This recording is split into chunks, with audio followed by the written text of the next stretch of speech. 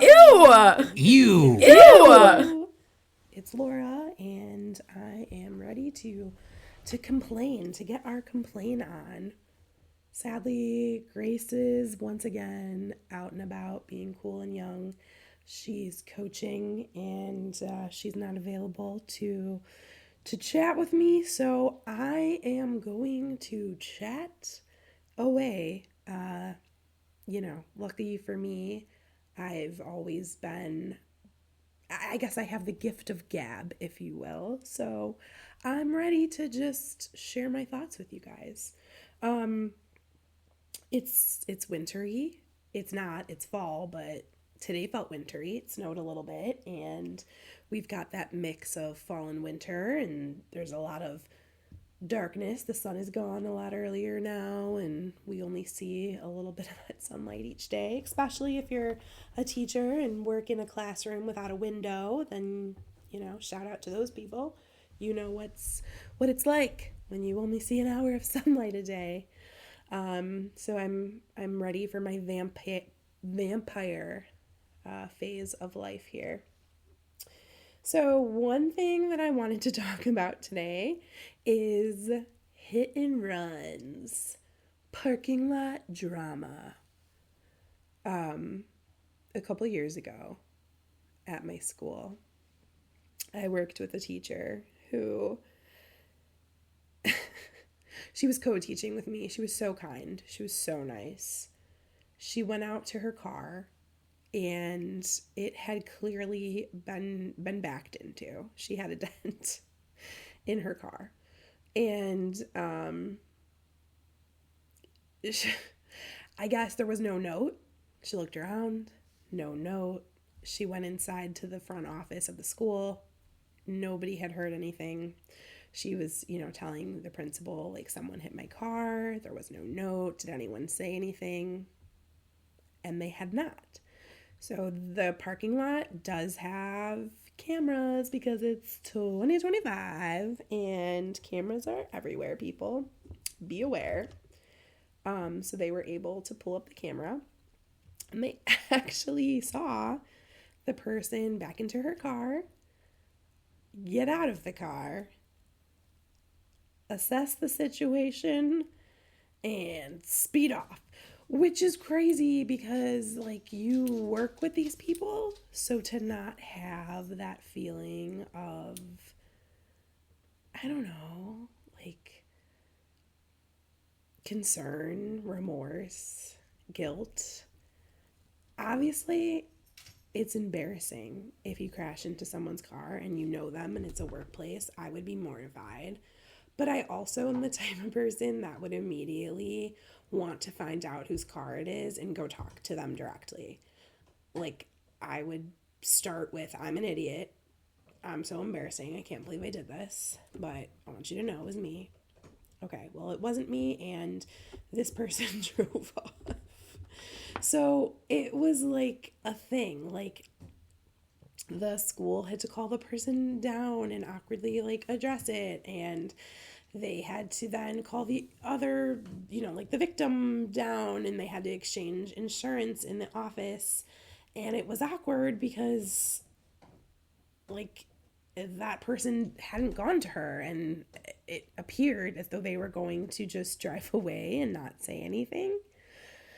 So my humor is to embrace the chaos of life, and I did a summer course for fun that I led at my school. It was a week long, and I called it crime.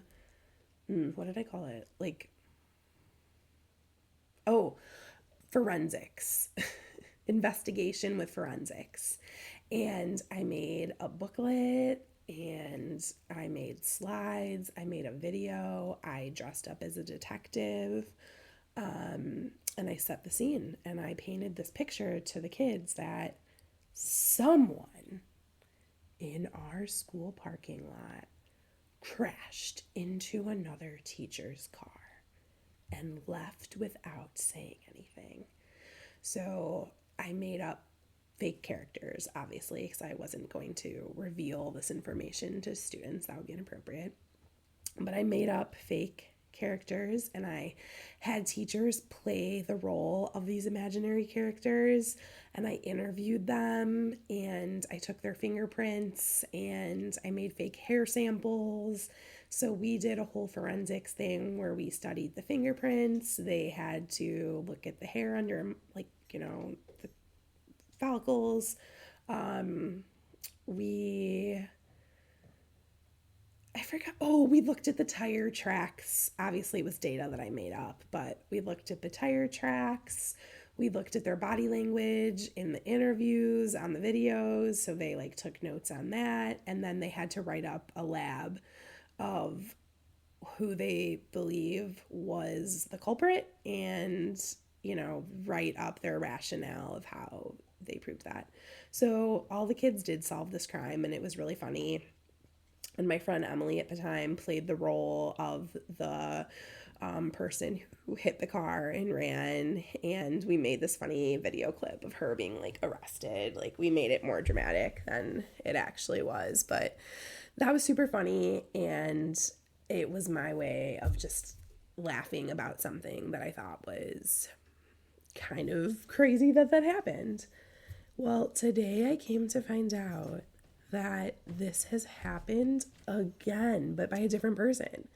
A different person, supposedly, and I will not ever be saying names, but allegedly, someone hit a car in our school parking lot, and then zoomed off without saying anything once again. Now, this is an alleged story, word on the street, if you will, but I just want to like take a minute and, I don't know, get your guys' like opinion on this. To me, you hit someone's car in general, right? Like, as a good human, you just deal with it and you tell them. Also, like, I'm assuming that, like, we have insurance. I don't know, right? So just like suck it up and go and tell the person. It's awkward, but to me that's way less awkward than someone saying like, you had hit my car and chose not to say anything. I think that's crazy. Okay, on this topic of hit and runs, I have a friend from work her car was crashed into by not a coworker, but a stranger while she was driving. Because these other stories, I should have started this. It was like they were parked cars and no one was in them. I'm assuming you figured that out, but in case you were confused, they had hit a parked car in the school parking lot. No one was in said car, and that's how they sped off. And then the camera footage led to the discovery of who had done it. Well, my friend had a different experience, and it's... All right, so I'm here with our caller, my dear friend Christiana, and she is going to share with us an experience she had recently while driving. Christiana, welcome to Ew. Thank you. I'm excited to be here. Okay, so I know you're going to be talking about car incidences in our parking lot. Mine was not in our parking lot, but it was leaving school about 2 weeks ago. I was on my way to get my youngest son from daycare and was stopped behind a car that was pulling into like the entryway for a strip mall. And the car behind me, I'm assuming, was trying to make their way through the yellow light before it turned red and slammed into me. Like, ugh. I've been hit before, but like this car slammed into me. My car looks like it like went into kind of where the trunk and bumper are, and like when it bounced out, it like pulled out wires and like rubber tubes and stuff. Did you feel it? Did you like feel the... Oh yeah. Mm-hmm. Like the immediate impact. Yeah. I had to go to the doc to get like x-rays and stuff afterwards. That's horrible. To make sure my well, I'm glad. My head or anything. Your kids weren't in the car yet. Yes. So I think mom mode set in, and I immediately realized that this car was taking off. Like, they were flying. So I called 911. Did they make it seem at first like they were going to stop and talk to you? No, I'll get to that. Okay. So this car immediately takes off, and they are like, it's a 2-lane street, and they are like weaving around cars. And the cars around me definitely saw and probably heard the crash. So they're getting out of the way. And I call 911, and I'm like, I was just in a hit and run on this road, and I'm in pursuit. I'm sorry, it's not funny that you were hit, but it's funny that you told the police you're in pursuit, because I can picture you being like very worked up and saying like you're in pursuit. Oh my God, yes. The F word was flying out of my mouth, followed by, they're flying. I have 2 kids. It's my kids. And the lady's like freaking out. She's like, are your kids in the car? And I'm like, no, but they were. And she asked me what the make and model of my car is, because she's like, yes, girl. She didn't say yes, girl, but I'm assuming in her mind, she didn't tell me to stop. She was like, what's the make and model of your car? So I gave her the make and model of my car. God. And I'm like, he's turning onto Granger. He's speeding up. Okay, so then I finally get him to a point where he has to stop, because he's trying to turn left and he stopped at a stoplight. So I'm sure at this point he's looking in his rearview mirror and can see that I am very obviously taking a picture of his license plate. So he sticks his hand out the window to wave to me as if he's going to pull over. And at this point, there were so many places that we could have pulled over, but obviously he was trying to get away. So as soon as the lights turned green, he turned, and I thought he was going to pull over, and he got on the highway. So you hopped up on the highway, like you're full speed ahead. Oh, he did, yes. But I told like the lady that, like, I think that reality set in. Like, okay, this guy's driving away really fast. Like, if I get on the highway and then he gets out on the highway, like, what is that going to look like? And I already don't feel safe, like, getting out on the shoulder of a highway with speeding cars going by. Yeah, To the next light, there were like 3 cops that were hauling ass on the highway to get to him, and I stopped at Starbucks and waited for them, and after they got him, they came and talked to me. Okay, that's not quite. I pictured you like on the highway speeding after this man, and my thoughts were like, oh my gosh, because you can't trust anybody in this world. Like, I just imagine that everyone's a crazy person. Everyone probably has a gun. And clearly he's not willing to take accountability for his actions because he drove off without, or he doesn't have insurance or something, right? Like, he's hiding something. Well, I will say, and I know this is to the audience probably going to sound like an over-exaggeration. I teach language arts. I know what hyperbole is. I'm not over-exaggerating when I say we were in a high-speed chase for 2 to 3 miles. It was just on 3 roads. That's crazy.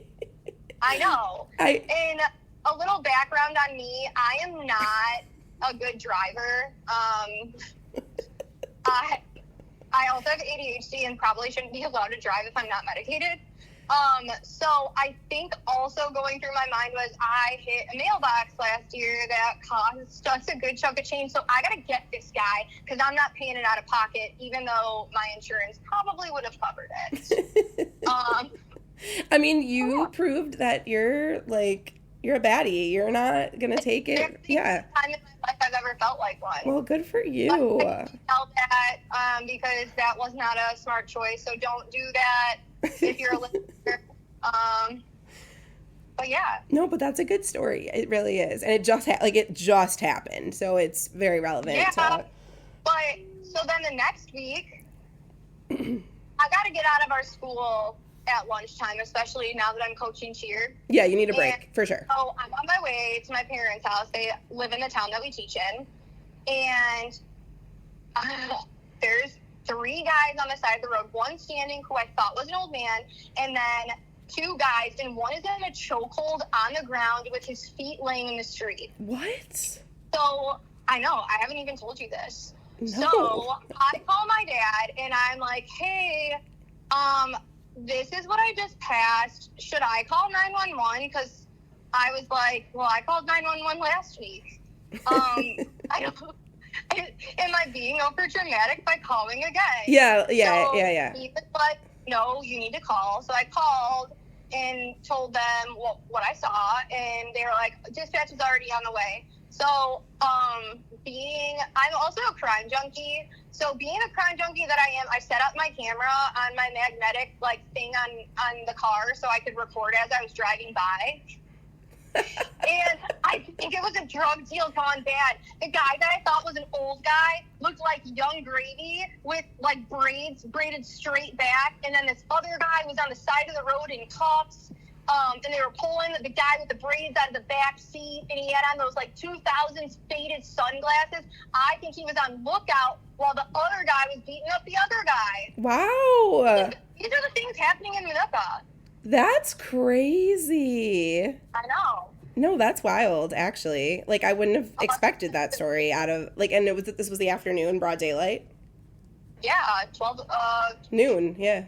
11:32. In the morning, not even noon yet. Yeah. Wow, you never know what you're going to see. I know. Minooka's getting wild. That's crazy. Well, thank you so much for sharing your stories with us. Of course. Thanks for having me. Absolutely. On the pod. On the pod. Ew. People are ew. Ew, they're so ew. There's so many ew. Do you have any other, before you go, do you have any other ew things to share? Anything on your ew list? I don't think so. Not at the moment, but I'm sure as soon you're done recording, you'll think of something. Well, then you'll have to call back for a future pod. Absolutely. Okay. All right. Thanks for having me. Absolutely. Thanks, friend. The next story I want to share with you guys is a bit of a wild one. So bear with me. I'm going to go back in time a little bit here to a previous place of employment with a previous boss. So I worked in a different school. Don't work there now. Don't want anyone to get confused here. And I had many different bosses at this previous school because they were pretty much switched out year after year. So one year we had a principal and two assistant principals. One of the assistant principals had gotten married that year. And very shortly after her wedding, we find out that she's going to be out of school because her new husband was hit by a car and severely injured, in the hospital. I believe it was his arm. I want to say he lost use of his arm, and that his skin was damaged, and the skin and his muscles and nerves. So he lost movement in his hand and arm, was my understanding. So as a school, we put together gift cards. We sent baskets. We felt bad. We're so sorry. Your new husband was hit by a car. And it was very vague. There was no news story. There was no... The story was odd because it was something he went out alone at night in the middle of the night and got hit by a car. It didn't totally make sense, but also I didn't know these people on a personal level, so I was just okay, yeah, maybe that happened. So we all sent gifts. I don't remember how this was later revealed to us, but later this particular assistant principal was forced to resign. And after that, we came to find out that after her wedding, she found out that her new spouse was cheating on her. And it's not funny, but like this story is so crazy. Her spouse was cheating on her, and it led to a fight. And they had just had like a big wedding at like a golf club, so not like a small thing. Like they had the big to do. Very recently after, she finds out he's cheating and leads to an argument. And she's in a car. I don't know if they were arguing, like he wouldn't get out of her way or if she did it on purpose, but apparently she backed out of her driveway and hit him and is the one who ran over this man's arm and is the reason he was in that hospital. And we were like sending gift cards and all these notes. And like, yeah, like the guy still needs gift cards and notes, but like we were sending them to her. Like, we're so sorry this happened to your new spouse, like, and we're pretty sure like she did it. So that was wild. And again, that's an alleged story. Like, I don't have an article to prove it. It was from word of mouth, but based on my interactions with this particular person, she was just wacky enough where I believe it. And I could actually see it being like intentional. Like a woman scorned, it just backing him over in the driveway. I will show you. Do not wrong me.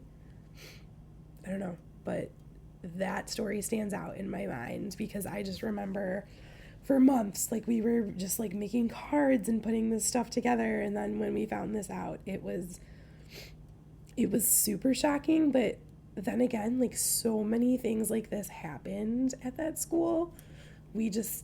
I could probably dig up way more stories that I'm not currently thinking of, but I'm sure I've got, more in my back pocket from that place that would be right on par. So I don't know. I'm choosing to believe it, and I'm sharing it with you guys. I hope you enjoyed that one. What do you think is the appropriate response when you witness something like this? Like, I'm picturing like going back to the parking lot. Okay, you're at work and you watch someone back into someone's car and then take off. Like, do you call that person out? Do you just find the person's car it is and like snitch? Do you tell your boss?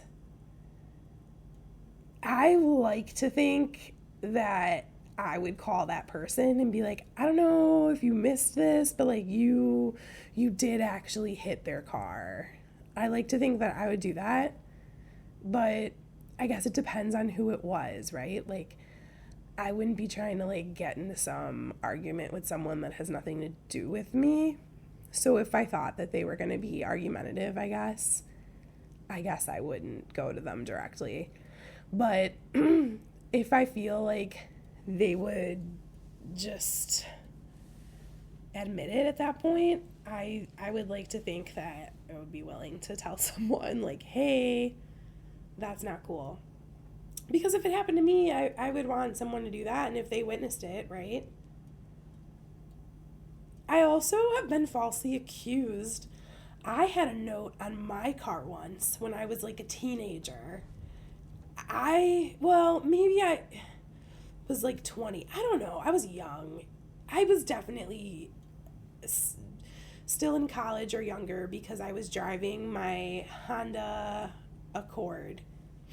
So I was young. And I remember that I was at the town that I grew up in. You could park in the police station parking lot for a couple bucks. It's like the train station parking. And I was hanging out with friends in the city. We had taken the train. So my car was parked in that lot.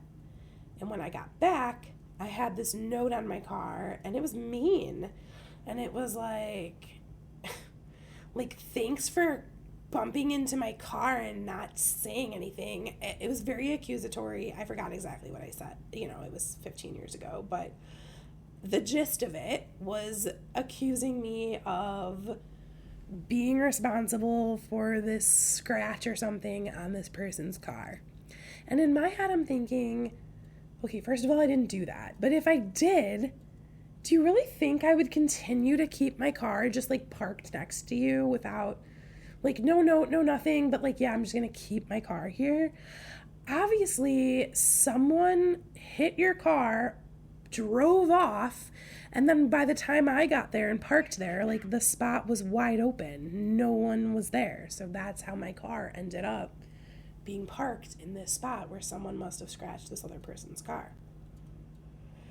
I don't know. It must not have been significant enough of a concern of this person's, because other than the weird note that they left on my windshield, I didn't have them, like, you know, calling me or calling the police. It was the police station had the, you know, I'm sure they have a camera. That's where this car was parked, so they could have investigated it if they had wanted to, but it didn't feel good to be accused. So I wouldn't accuse someone unless I knew for sure, but I'm just saying, I think, you know, maybe people need to call each other out. I don't know. So that's that on parking lot chaos and chasing down people on the highway. But yeah, I always am telling friends and family, like, do not chase anyone. Do not flip anyone off.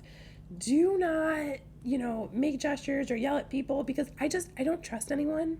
I think tell all your friends and family who you care about to just not have road rage and let it go, because people are the worst, but it's not worth getting into some fight with a crazy person and losing your life over.